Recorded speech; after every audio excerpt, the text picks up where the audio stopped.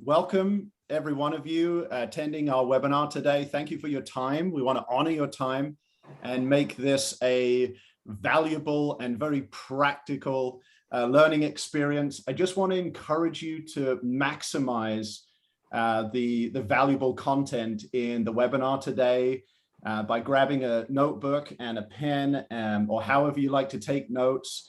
Our hope and our aspiration is that you'll write down some very practical, actionable steps during our time together today so that you can take those actionable steps and implement them in your team, in your organization to further your success. We really want this to be valuable for you. So again, as a few other participants I can see just joining, welcome.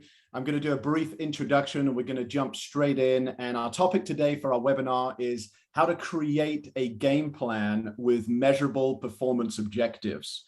And so what today is all about is developing a strategy to attract and retain A players.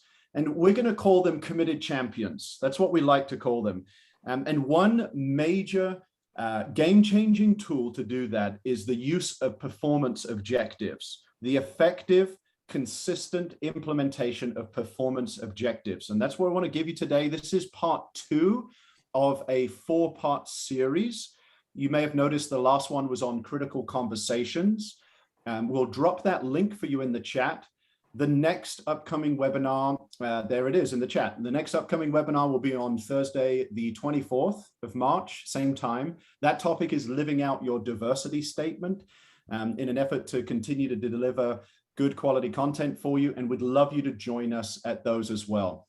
So I'm going to do a quick introduction here. Today on our panel, we've got Anthony Piccolo. He's president of performance scoring and lead technical partner for Manage for Performance. We've also got Edgar Jones, a 7-year NFL vet and VP of coaching at Manage for Performance. We've got Cherie Koudafudis. I practiced your name, Cherie.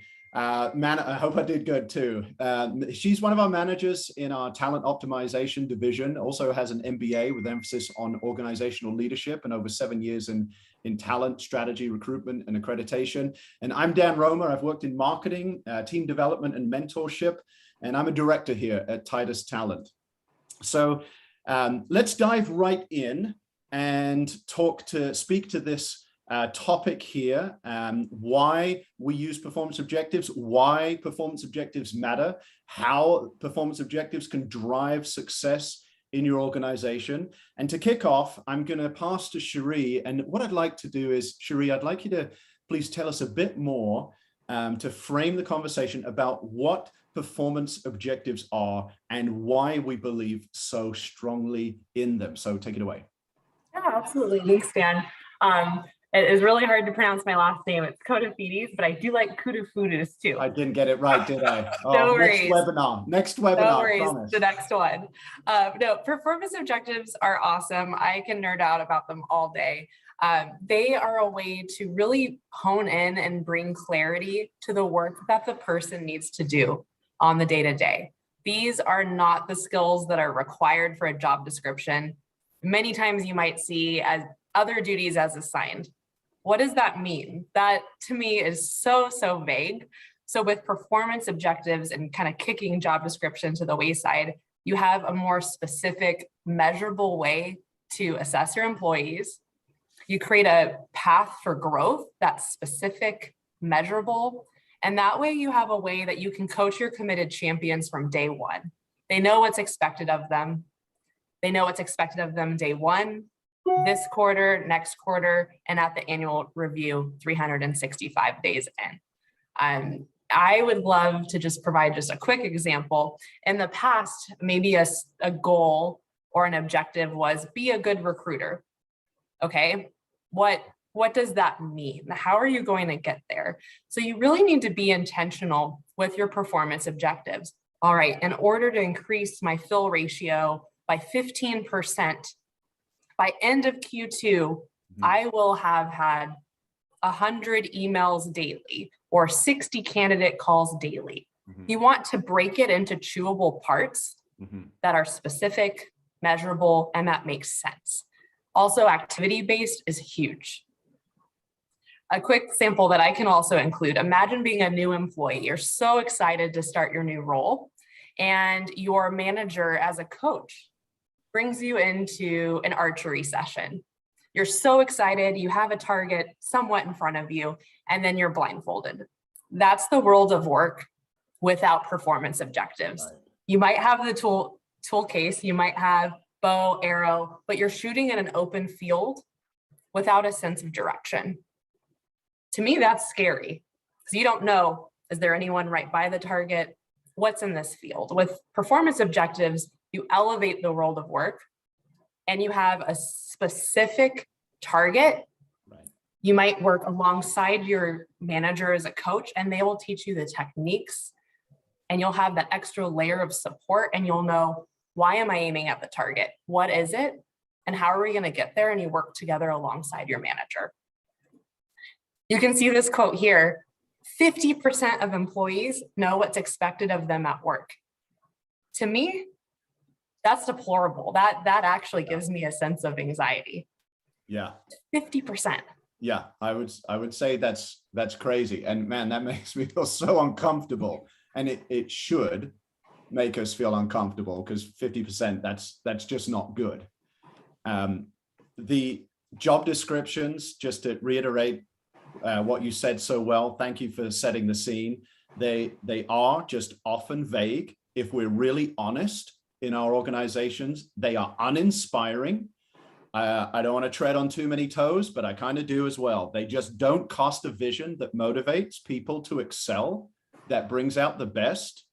And we need an authentic and very honest, little bit gritty conversation. They're typically broad, include more about skills, qualifications, maybe desired past experience, and just more than what a picture of what your expectations really are for this person. So the clarity in the definition that performance objectives bring tells you exactly what you need to do as their manager to help them be their best, and employees know exactly what you expect of them. So a statement, and I love how you alluded to this as well, Cherie, a statement like they must have 5 years experience tells me nothing about what you expect them to do in their role and what success looks like. So over to you, Anthony, from a practical standpoint, how do we develop performance objectives for our employees, and just as importantly, how do you engage and manage those? Absolutely. No, great question, Dan. And yeah, to your point, let's go ahead and get practical for a minute. I mean, obviously you can have performance objectives for every individual, every role, everyone on a team in your organization. And there are really two main approaches that we kind of look at here at Manage for Performance. And the first here is we want to keep performance objectives SMART, or SMART E, right? Specific and measurable, attainable, realistic, time bound, and then ultimately extending, right? We want to extend the person to their highest capacity.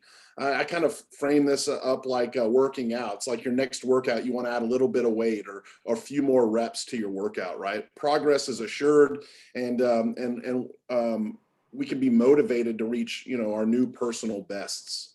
We want these performance objectives to be synergistic. We want to include the employees as if possible, to increase buy-in, but we really want those goals themselves to play off one another, right? In the achievement of one, we're actually working to the achievement of the others, right? And I know we all know this, but we want to keep them simple. Let's focus on the top 2 or 3, maybe 5, but let's not overwhelm priorities. You can't have 37 priorities, right? So let's keep those to the point. And then this is I don't want to shameless plug M4P too much, but you need to keep those performance objectives in front of your people. That means keeping them somewhere. Of course, there's the outdated, outmoded, Excel spreadsheets and siloed information and in emails and text messages and so forth. But we want to help our partners and our clients have their performance objectives all in one place, so we can make it easier for those employees, managers, senior leadership to see exactly where they are, along with every employee that reports up to them relative to their goals and objectives. And not only that, you can track and clearly see progress and growth over time. and automate the engagement as those objectives are being met. Now, we want to measure employees on a lot of different levels, here at M4P. Obviously, the performance objectives are a critical part, and that's the focus of this webinar. But there are some other pieces that are, really almost as important or as important, specifically the skills and behaviors that need to be exhibited to find success in those roles, and then align to the values and mission of your organization, right? When we talk about retention and hiring, we're looking for those people that are going to align well as perform. So performance objective tracking is only one piece of the management puzzle, but it's obviously a very important one. And it's a best practice to make all of those performance objectives measurable and quantifiable. Now, sometimes it's a little difficult to do, and we have a whole kind of methodology around what we call scalable performance objectives. Cherie kind of hit on the other duties as assigned, which is like just a bucket of stuff. This is where those scalable objectives play really well because it's kind of like, well, yeah, they got 100% of that done, or they went above and beyond. Some people ask us, well, why is it your scalable objectives are 0 to 200%? Well, 100% is really them hitting what you expected them to do. So we wanted to provide a wider range for you to be able to recognize overachievement.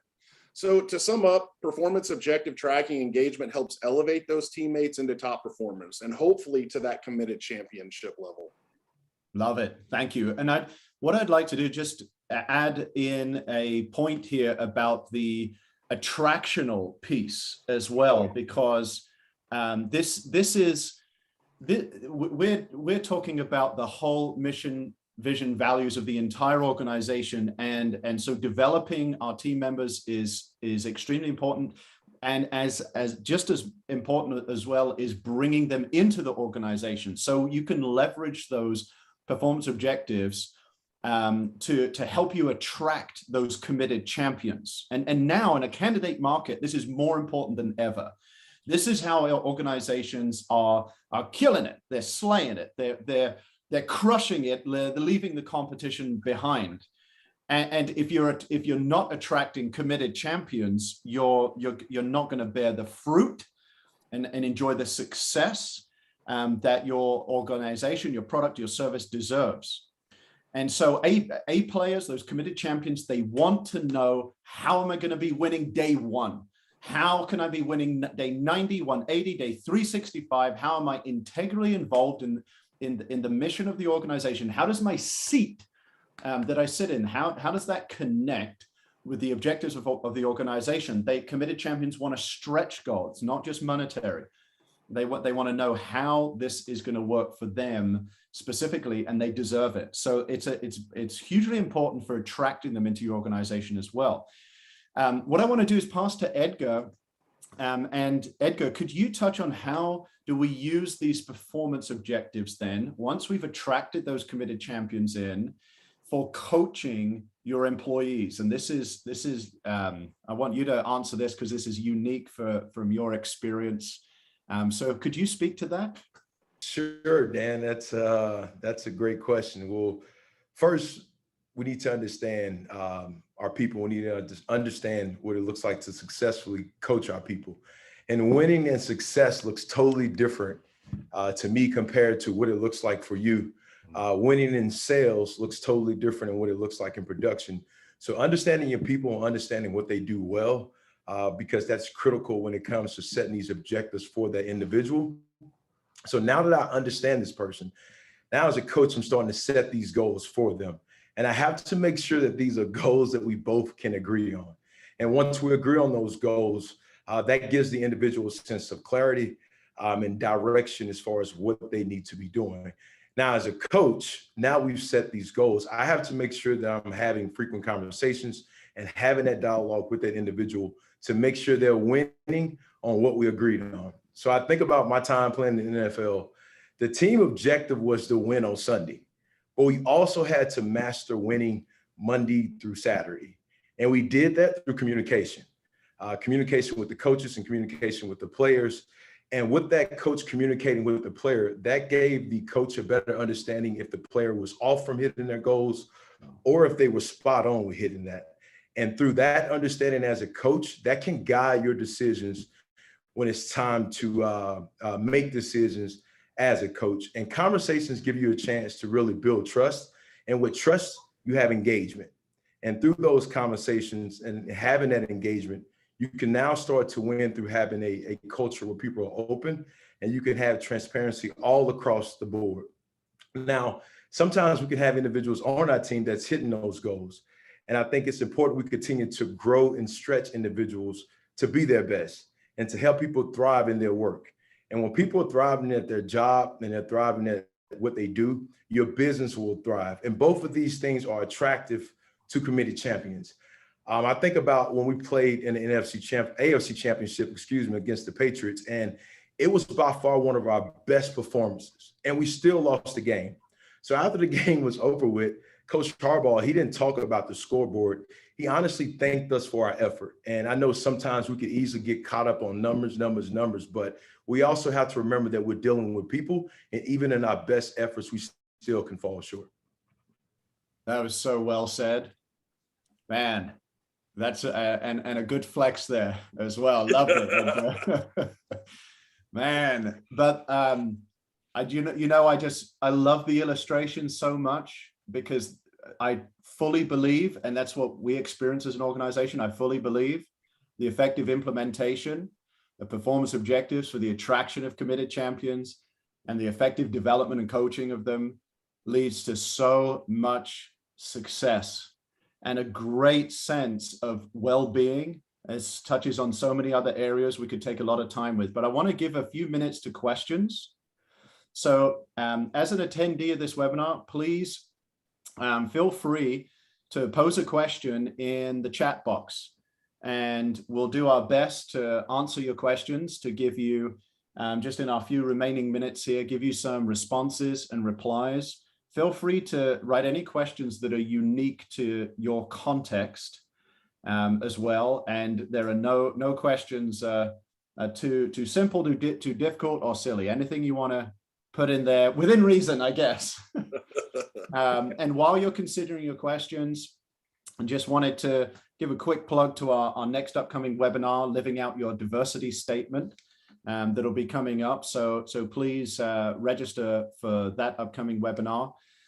And also, if you'd like to book a Manage for Performance demo, an M4P demo, so we can show you how easy it is to create and track performance objectives, then please go ahead and do that, and you can fill out our form. One question that's just come in is we have nothing like this. Where do you suggest an organization get started? So Anthony, if I can, I'll pose that question to you. Sure. No, it's a great question. And that's usually a good first question. So depending on the organization, we always say that at the very least, start in a team where there's a little bit of a vertical, right? You've got a manager, you got some employees, you got somebody managing a project. That's a great place to start from, and then extrapolate and then kind of move out. So that's probably the simplest way to answer that question. Let's just pick a team and let's get started there. And from that, we'll leverage so many experiences and stories from that, which will actually help the adoption and the evolution of the platform within your organization. Love it. Great. I've got one other question here. Let's pose this one. Cherie, perhaps I could ask you, one attendee is writing, what do you do when an employee pushes back on these when you roll them out? Which I think is such a great question. Yeah, that's actually a great question, because I know a lot of folks are hesitant with change.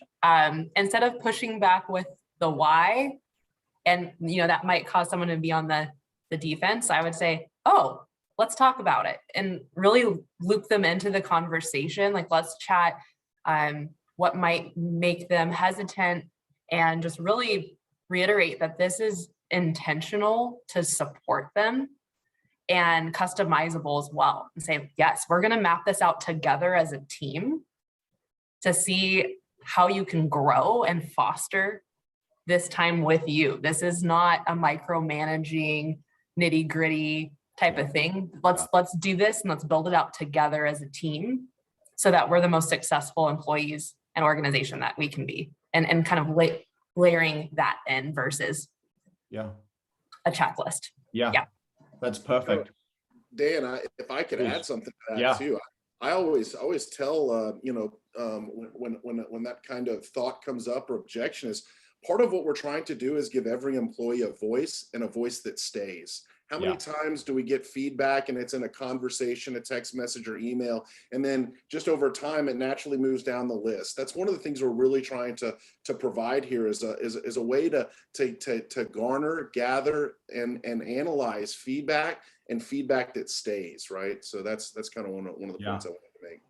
Yeah, excellent. Yeah, thank you both for that answer. And just to, I guess, add a bit of sort of big picture context, the fact that there's an environment for that conversation to happen is healthy, because we're human. We need to have an outlet to push back, and we need to have an opportunity for a good, inspirational, gracious leader to know that the human condition has some stress and strain, some frailties, and it's okay to not be perfect. And that's a great environment to make sure you don't run an organization that's pretending everyone's perfectly fine all day, every day. We're not. And so we need someone who's also human, that can let us push back, ask questions, vent any frustrations, and so forth. So thank you, guys. I've got a question here. Edgar, can I give you this one? It's how do you increase buy-in as you start rolling this out across your organization? That's a really good question. It starts at the top. It really does. It's one thing to go into an organization and tell the employees about what we're about to do and what we're about to release, but words are one thing and my actions are something else. So being able to, as a leader, be able to practice what I preach, and people sit back and they observe and they watch this. So doing that with the individuals that's at the top, practicing what they preach and using the tool, typically people start to slowly buy in. And then from that, they can see the benefits of the tool, and people talk. From there, they'll tell one other person and the next person. Before you know it, people have brought in, not so much because of your words, but because of your actions. My coach used to always say, speed of the leader, speed of the team. So I have to lead. That's right. That's good. I've got one. Let me see if I got one, maybe two more questions quickly here before we wrap up, because these are very practical. Anthony, the question is, how do you help employees not feel micromanaged by using performance objectives, which I think is a great question too. Man, it's honestly like the perfect leading question. And I'll tell you why. Look, nobody likes being micromanaged. I mean, who likes it when their boss comes in their office and they're like, hey, what are you doing? And how's this going?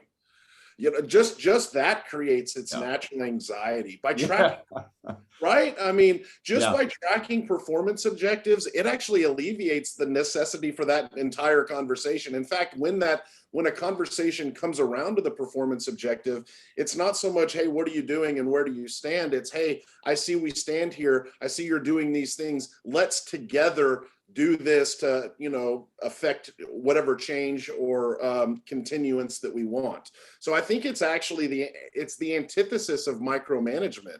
It's really a macro management. It's a way to macro manage, because I, as a leader, I as a manager and a leader, satiate my need for knowledge, for knowing what's going on, right? And now when I engage my employee, I'm not wasting their time for, with them trying to explain how we got here and what's going on, and then coming up with, whatever the engagement needs to be. I think it really just promotes a healthier conversation, a more direct conversation, without some of the high stakes worry and anxiety that can come around traditional ways to approach performance management in a spoken sense.